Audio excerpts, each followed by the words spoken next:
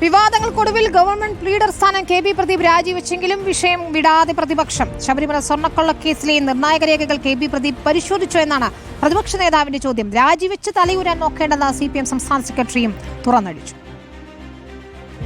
Sabarimala സ്വർണ്ണക്കൊള്ളക്കേസിൽ പ്രതിസ്ഥാനത്തുള്ള smart ക്രിയേഷൻസിന്റെ അഭിഭാഷകനെ government ലീഡറാക്കിയ തീരുമാനത്തിൽ നിന്ന് വിവാദങ്ങൾക്കൊടുവിൽ സർക്കാർ യു-ടേൺ അടിച്ചിരുന്നു. എന്നാൽ രാജിവെച്ചാൽ പ്രശ്നം തീരില്ലെന്നാണ് പ്രതിപക്ഷ നിലപാട്. നിയമിക്കാനെടുത്ത തീരുമാനത്തിന് പിന്നിൽ തന്നെ ദുരൂഹതയുണ്ടെന്ന് പ്രതിപക്ഷ നേതാവ് തുറന്നടിച്ചു. സ്വർണ്ണക്കടത്ത് കേസിലെ നിർണായക രേഖകൾ ലഭിച്ച സമയത്തിനുള്ളിൽ പ്രദീപിന് ലഭിച്ചിട്ടുണ്ടോ എന്ന് പ്രതിപക്ഷ നേതാവ് സംശയം പ്രകടിപ്പിച്ചു. ദേവസ്വത്തിന്റെ ലീഡറായി വന്നതോടുകൂടി ആ ഇരുന്ന ദിവസം, ആ ഇരുന്ന മണിക്കൂറുകൾ ഏതെല്ലാം കടലാസുകൾ അദ്ദേഹത്തിന്റെ കയ്യിലെത്തിയിട്ടുണ്ട്, അത് കേസുമായി ബന്ധപ്പെട്ട് വളരെ പ്രധാനമാണ്. ഗൗരവമുള്ള പ്രശ്നം രാജിവെച്ചാൽ തീരില്ലെന്ന് CPIM സംസ്ഥാന സെക്രട്ടറിയും നിലപാടെടുത്തു.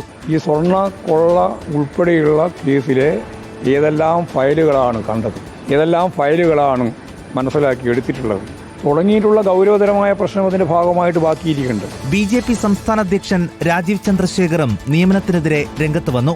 സ്വർണ്ണക്കൊള്ളക്കേസിലെ പ്രതിഭാഗം അഭിഭാഷകനെ സർക്കാർ ലീഡറാക്കിയതിന് പിന്നിലെ ഗൂഢാലോചന പുറത്തുവരണമെന്നാണ് ഫേസ്ബുക്കിലൂടെയുള്ള പ്രതികരണം.